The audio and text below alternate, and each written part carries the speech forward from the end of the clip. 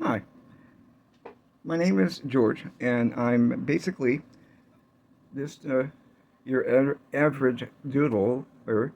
Um, I had a stroke last year, and I use doodles as a way of relaxing me, to chill out, as well as um, building up my dexterity and my hands, as well as my speaking.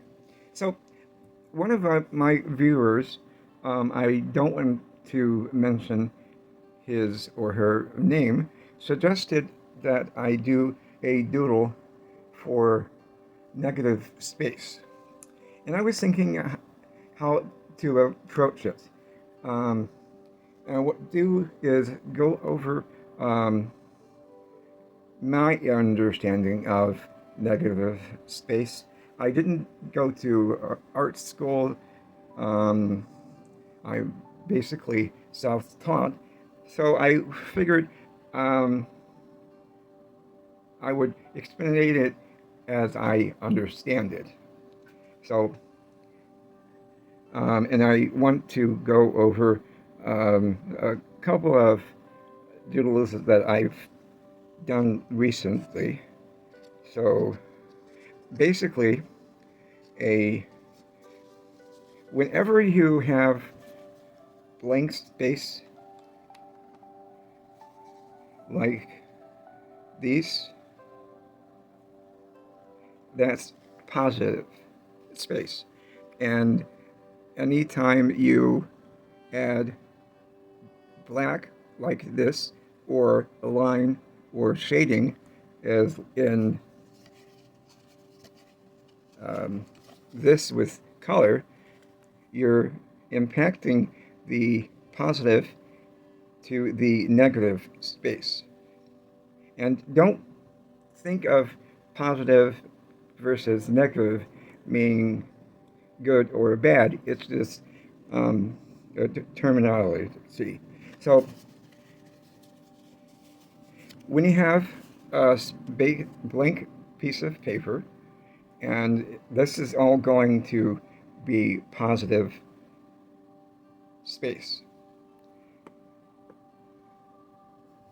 I'm going to use one of my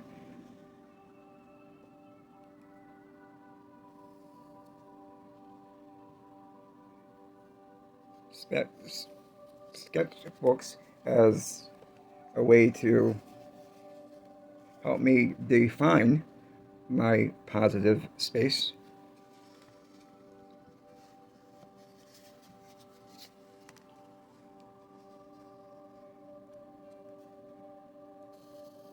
So bear with me.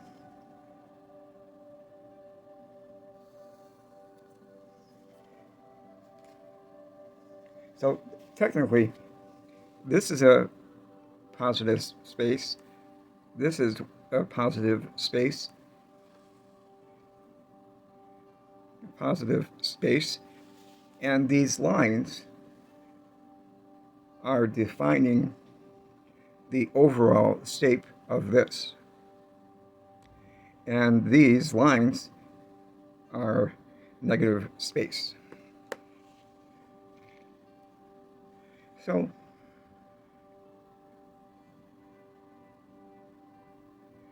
anytime, it's a little wonky, anytime you add a line in the positive space, you are separating the positive and the negative. Now, most artists deal with the positive and negative in a way of color. So this is negative space. But in the terms of doodling, this is also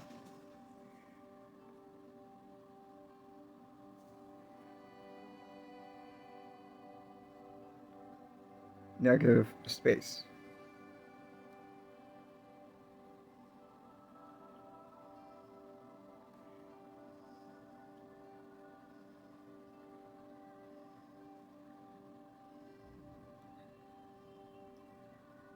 I can go on and on.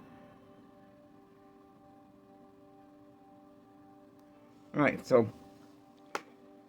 negative, negative, positive.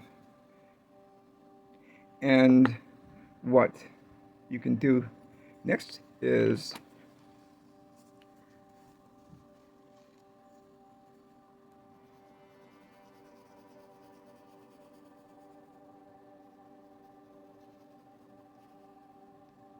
okay.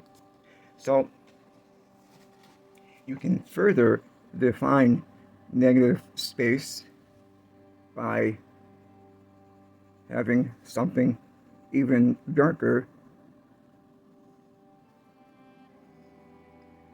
around your first negative space.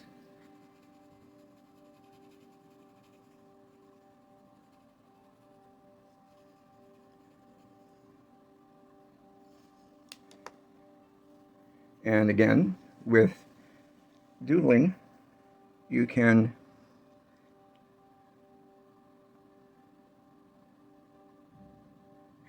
same basic divine element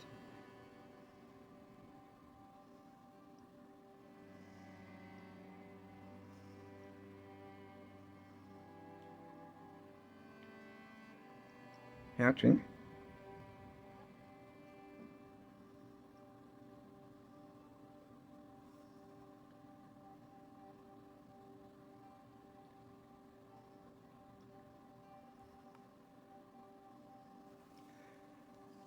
But you also do cross-hatching.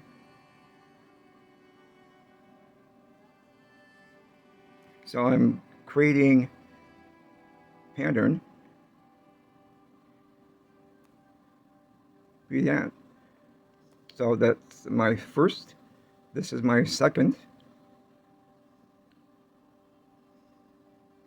and this is my third. Okay, so this is darker, and I'm changing the hue or the value of the paper. So this is a lighter value, this is a darker value. If I was doing like watercolor and stuff like that, I would introduce a little bit of different value color-wise. So like this is a light green, and this would be a darker green or a red or blue. Okay.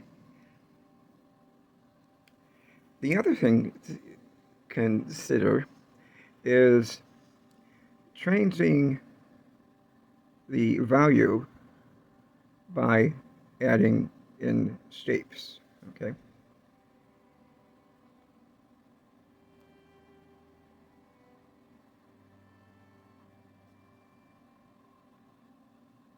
So I've changed the value of from the white to more or less a gray tone because of the lines. And you can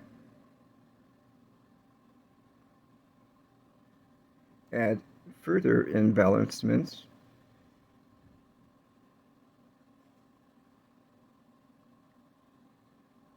Okay, so again, you're changing the value by going smaller and more closely knit elements. Okay, and let's see.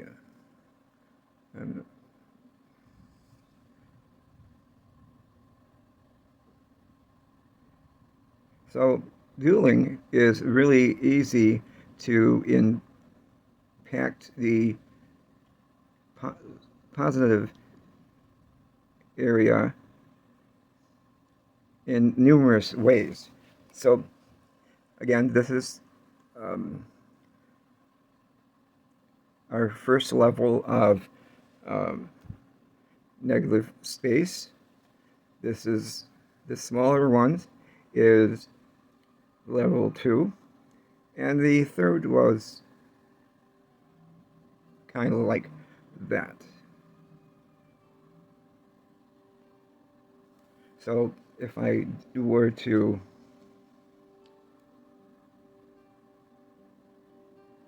do another one,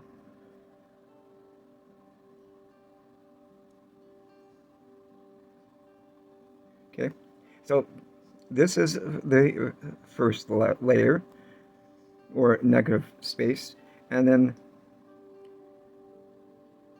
changing up again the negative space.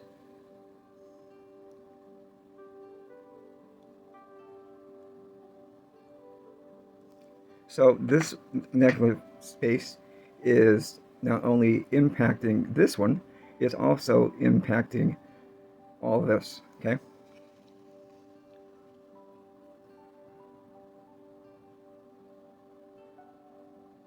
So essentially, whenever you add a line, you're impacting the positive space and turning it into a negative space, which is basically adding in more detail.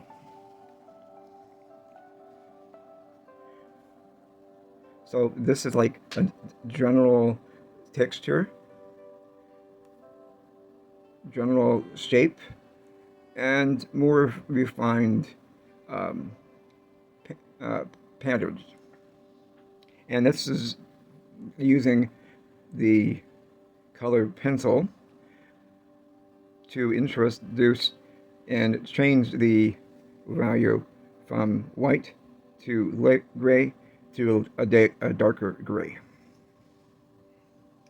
So I hope you got inspired today and learned a bit more about negative versus positive space, and play around with it.